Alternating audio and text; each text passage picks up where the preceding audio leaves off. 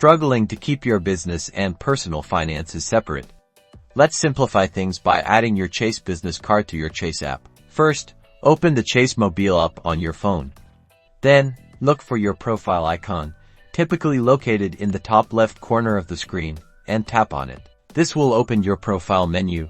Scroll down until you see the option that says Add an account and tap on that. You'll see several choices. Select Add a Chase account. This ensures your business card is linked directly within your existing Chase profile. Now, you'll be prompted to enter your Chase business card information.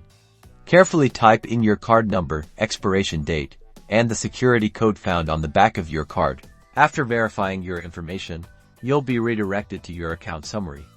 Your newly added Chase business card should now be visible alongside your other Chase accounts. And that's it. You can now easily manage your business card alongside your other Chase accounts directly within the app. Stay organized and streamline your business finances.